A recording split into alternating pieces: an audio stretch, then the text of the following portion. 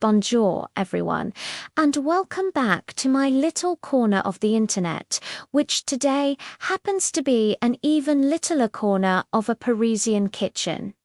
My name is Bernie, and I have a dream, a flaky, buttery, crescent-shaped dream. That's right, today we are tackling the Mount Everest of French pastry, the croissant. Now, I've been in Paris for a few weeks, and I've eaten my body weight in croissants. I've had them from famous bakeries, tiny little neighborhood spots, and honestly, even the slightly sad ones from the train station. And I thought to myself, how hard can it be? Spoiler alert, very, very hard. But we're going to do it together with a little bit of optimism and a whole lot of butter. So, step one is the dough, or as the French call it, the trempe. Sounds fancy, doesn't it? It's basically just flour, water, yeast, sugar, and salt. I've got my recipe here, meticulously translated from a very old, very French cookbook that I found in a dusty little shop. The instructions are poetic. They say things like whisper the yeast into the warm water and gently fold the flour as if you're retucking in a sleepy child. I'm not sure I can whisper to yeast, but I'll give it my best shot. Okay, so we mix all of this together until it forms a shaggy dough. The book says not to overmix. My arms are already tired, so that's advice I can definitely follow. Once it's all come together, we need to let it rest. This is the first of many, many rests. Making croissants is apparently 10% work and 90% waiting around, questioning your life choices. So, into the bowl you go, little dough child. I'll cover you up and we'll see you in an hour. All right? An hour has passed. I've had 2 coffees and stared out the window romantically, feeling very Parisian. Now, for the star of the show, the butter. This isn't just any butter. This is a massive, glorious slab of high-fat French butter. The recipe calls for a butter block or burrage. We need to pound this beautiful, expensive slab of dairy into a perfect, flat square.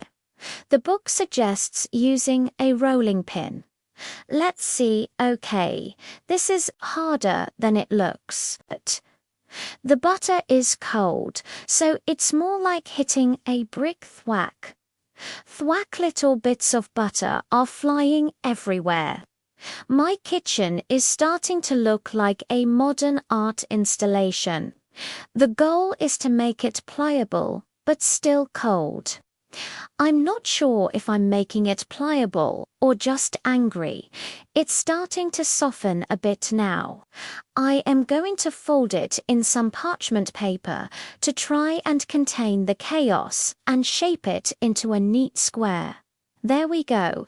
It's a square-ish shape, a rustic square.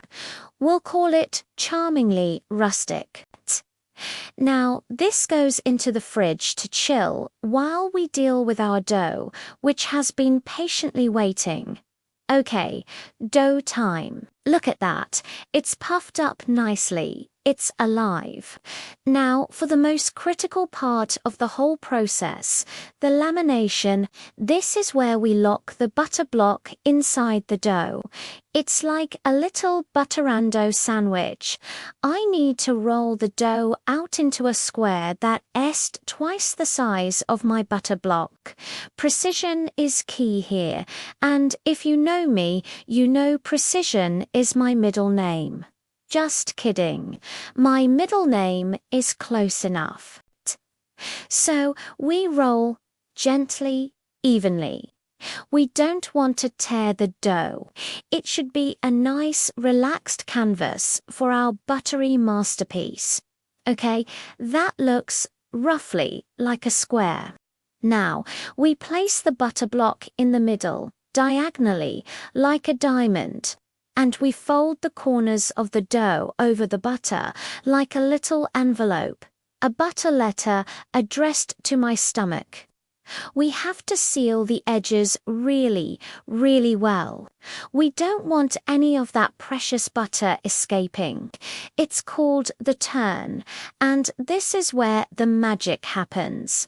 Or the disaster. We'll see. Now, for the first turn, we have to roll this entire butter-filled package into a long rectangle. The key is to apply gentle, even pressure. If you press too hard, the butter will just squish out the sides. If you don't press hard enough, it won't spread. It's a delicate balance. It's like trying to reason with a cat. You have to be firm but gentle and hope for the best. Okay, it's getting longer. A few little butter leaks here and there, but nothing a little sprinkle of flour can't hide. We're getting a nice long rectangle. Now, we perform what's called a book fold. We fold each end into the center and then fold the whole thing in half, like closing a book. And guess what happens now? That's right. It goes back in the fridge to rest for another hour. Croissant making is a real lesson in patience. While it's chilling, I think I'll clean up some of this butter shrapnel. Be right back. Welcome back to the croissant saga. We've completed one turn and we have two more to go.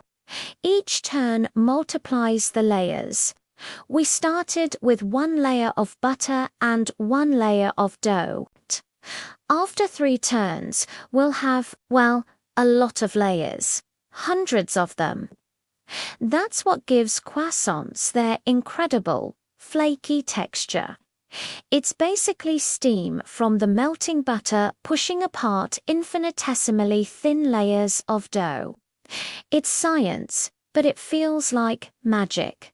So, let's get our dough out of the fridge. It's firm and cold again. We're going to repeat the exact same process. Roll it out into a long rectangle, do another book fold, and you guessed it, back in the fridge. It feels a bit like Groundhog Day, but with more butter. I'm starting to understand why bakers wake up at 3 in the morning. This is a commitment. You have to really love croissants to do this, or just be really stubborn. I think I'm a bit of both. Okay, rectangle achieved. Fold 1, fold 2, fold in half. It's getting thicker and heavier now. Back into the cold you go, my precious. See you in an hour. Final turn. We are so close, I can almost taste the flaky victory. Let's get our well-rested, multi-layered dough block out for the last time. It feels solid, heavy with potential. One last rollout. The dough is a bit tougher to roll now because the gluten has developed and it's full of all those cold butter layers. It's fighting back a little. Come on, dough, work with me. We're a team. A clumsy, flour-dusted team, but a team nonetheless. Okay, long rectangle. Check. Final book fold. Check. And now, for the grand finale of waiting, it goes back into the fridge for a long rest, at least 2 hours, or even overnight. This final chill is super important. It lets the gluten relax completely, which will make it much easier to shape our croissants. And it ensures the butter is rock solid, so we get maximum flakiness in the oven. The anticipation is killing me.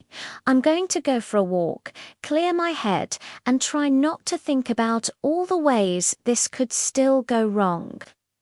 The moment of truth has arrived. The dough has had its final beauty sleep. It's firm, cold, and ready to become a croissant.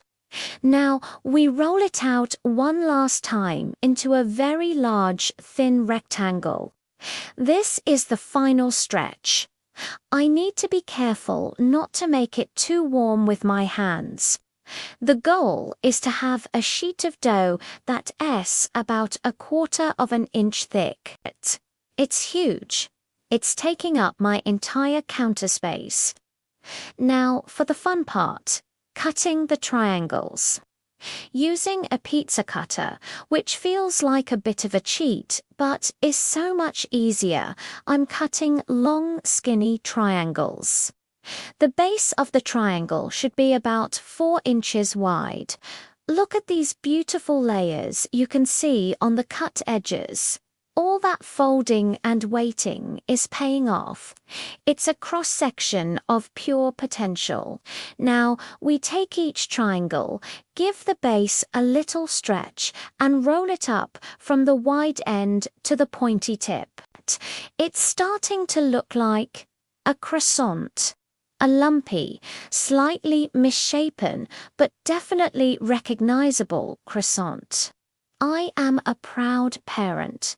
Okay, all my little croissants are rolled. I have a whole baking sheet full of them.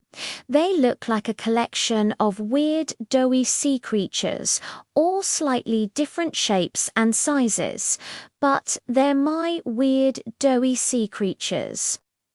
Now, they need to proof. This is the final rise.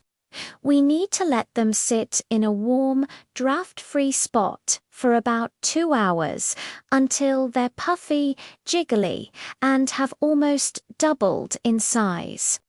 This is where they develop their airy interior. I am going to brush them with a little egg wash, just a beaten egg too. Give them that beautiful, shiny, golden brown finish in the oven. Okay, they're all tucked in and proofing. The oven is preheating. The kitchen smells of yeast and anticipation. This is the most nerve-wracking part. After all this work, it all comes down to the bake. Please rise. Please be flaky. Please don't be a buttery pancake. There, in the oven. I can see them through the little window. They're puffing up. Oh my gosh, they're actually puffing up. The layers are separating. You can see the steam creating little ridges. This is incredible. The smell, the smell is absolutely divine. It's 1,000 times better than any bakery. It's the smell of butter and caramelizing sugar and victory. They're starting to turn golden brown. I feel like a mad scientist who has finally brought his creation to life. It's working. It's actually working. A few more minutes. They need to be a deep, rich brown. I can't believe it. From a slab of butter and a pile of flour to these magnificent, puffy, golden crescents. I think I might cry tears of joy and butter. Okay, time to take them out. Here we go. Look at this. Just look at this. They are beautiful. They are golden. They are flaky. Some are a little creatively shaped, but they are croissants. My croissants, made from scratch in a tiny Parisian kitchen with my own 2 clumsy hands. Let's break one open. Are you ready for the sound? Listen, all that crinkle. And the inside. Look at that honeycomb structure, the layers. We did it. Let's have a taste. Oh my, it's warm and buttery, and so incredibly flaky, it just melts in your mouth. It's not perfect. It's not from a Parisian master patissier, but it was made with love and a lot of trial and error, and it's honestly one of the most delicious things I have ever eaten. Thank you so much for joining me on this wild, buttery adventure. If I can do this, you can definitely do this. Give it a try, and let me know how it goes. Thanks for watching, and I'll see you next time. Don't forget to like and subscribe for more culinary chaos. Oh,